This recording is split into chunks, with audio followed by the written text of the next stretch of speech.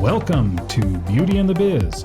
Discover how to grow your practice with effective cosmetic patient attraction, conversion, and retention advice from author, speaker, trainer, and cosmetic practice business and marketing coach, Catherine Maley, MBA. Hello and welcome to Beauty and the Biz, where we talk about the business and marketing side of plastic surgery. I'm your host, Catherine Maley, author of Your Aesthetic Practice, What Your Patients Are Saying, as well as consultant to plastic surgeons to get them more patients and more profits. So today's episode is entitled Plastic Surgeons and Branding, because I'm oftentimes asked about branding for plastic surgeons, so I wanted to weigh in on the question, do I need to brand me? So frankly, there's no one right answer. There is only the right answer for you. So first, what is branding? Well, it's the process of communicating your unique differentiator that sets you apart from your competition. It leaves a memorable impression on prospective patients and tells them what to expect from you when they do become a patient. Branding also increases the value of your practice, provides your staff with direction, and makes acquiring new cosmetic patients easier because they're attracted to the persona that gives them a certain perspective about you. So examples of branding techniques include the use of logos, website design, imagery, your advertising, customer service, your reputation, to name a few. But it's also how your phones are answered, how your staff dresses and acts, how clean your bathroom is, and every other detail that tells patients what you value. So to simplify your own branding, here's an exercise to build your own successful brand. First, define how you want to be perceived. Ask yourself, how do you want patients to describe their experience with you? Now, based on that answer, organize your practice based on that experience. Now communicate that experience with other prospective patients and be consistent.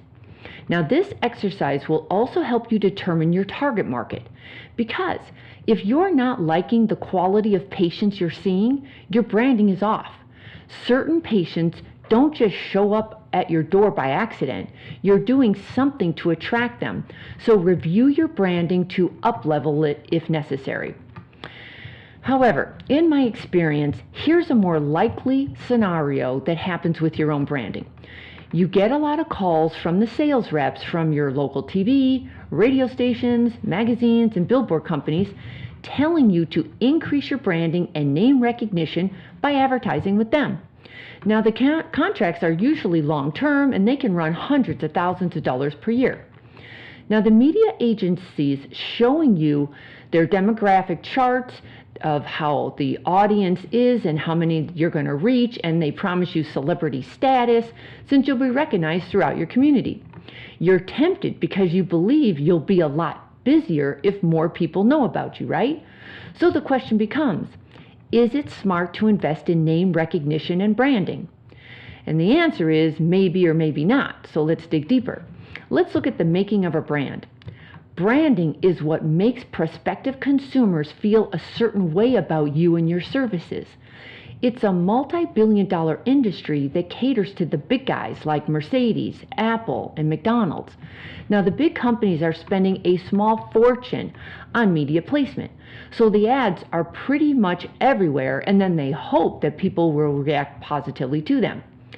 The issue is there is no way to track results since these are name recognition ads. Now, ad agencies in New York make millions off of these Fortune 500 companies because they're rewarded for winning awards for being creative, not for bringing in tangible results.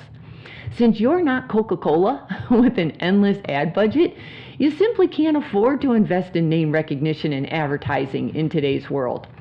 Their branding ads don't have a measurable call to action, so there's no way to measure your return on investment.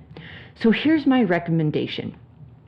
Before you spend another dime on this type of practice advertising or PR, answer this question.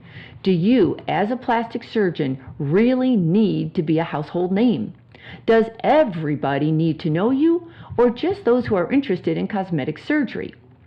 How much is it worth to you to see your name and face in lights and have people say, hey, you look familiar?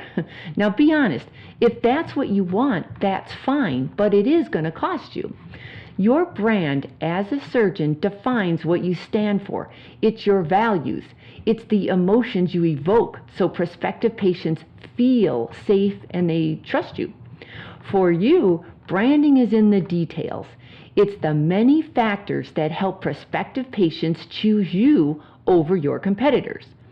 It's details like your website, your online reputation, your phones, office and furniture, and on and on. So I suggest you first concentrate your branding efforts on things such as 5-star patient reviews, excellent before and after photos, website design that is easy to navigate and is updated, friendly, warm staff who treat your patients like family, a patient experience that is better than the one they get from your competitors. This is much more important than being recognized by the public who would never even consider plastic surgery. Okay, so I hope this gives you clarity, and if you want to talk more about your specific situation, just leave me a message at CatherineMaley.com, or feel free to DM me on Instagram at CatherineMaleyMBA. And if you haven't done so already, please subscribe to Beauty and the Biz and leave me a review, since that helps me reach a larger audience. Thanks so much, and we'll talk again soon. We hope you found valuable insight on this episode of Beauty and the Biz.